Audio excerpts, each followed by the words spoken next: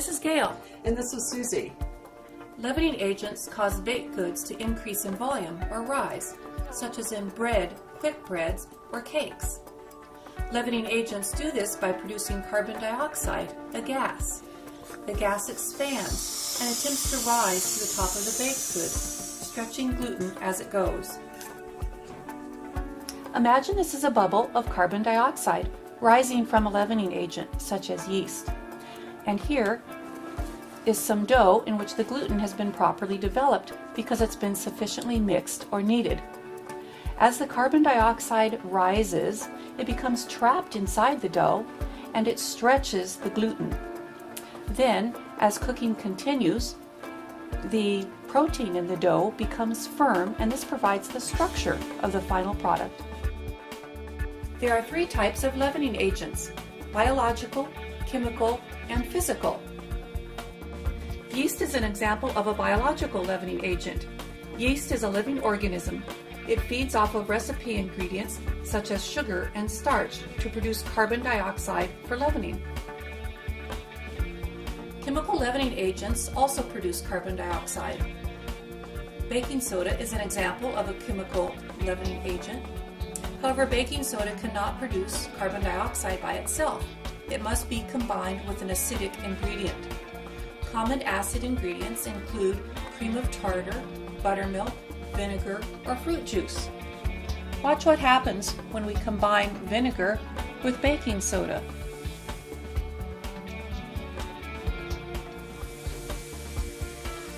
Instant carbon dioxide production. Another chemical leavening agent is baking powder. Did you know that baking powder is actually a combination of baking soda and a dry acidic ingredient such as cream of tartar? Most baking powders are double acting.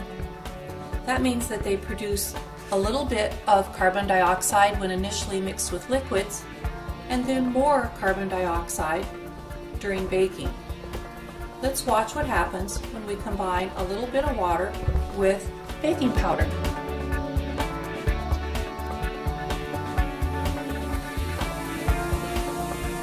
Notice that there's a little bit of carbon dioxide production, not as much as with baking soda and acid vinegar that we used last time, but this is just right because then it will produce more during baking. Be sure to keep an eye on the baggies of leavening agents in the activity. Some of them can be big gas producers that really stretch the baggie, and you just might end up with a volcanic type explosion. For personal safety, be sure to follow the directions.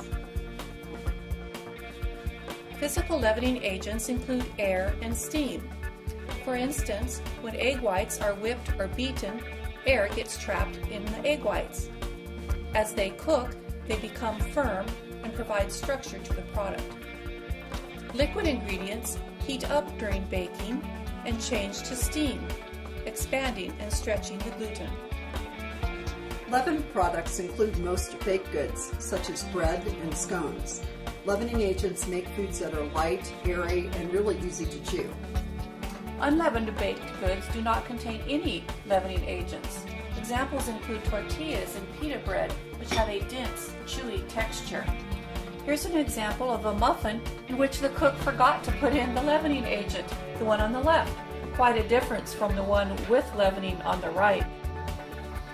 In this activity, the learners can have fun making pretzels.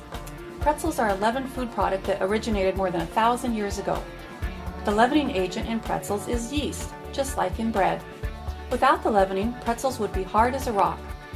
To begin, learners should take a small piece of dough and roll it into a long log like this. It's helpful to keep the fingers spread apart while they're rolling so that the log stays the same diameter for the full length up and down. Then they can stretch and pull on it a little bit, roll it till it's nice and smooth, then take the center of the dough and lay on a flat surface. Bring one end around and wrap it underneath. Bring the next end around and wrap it underneath. And voila, you have a classic pretzel twist.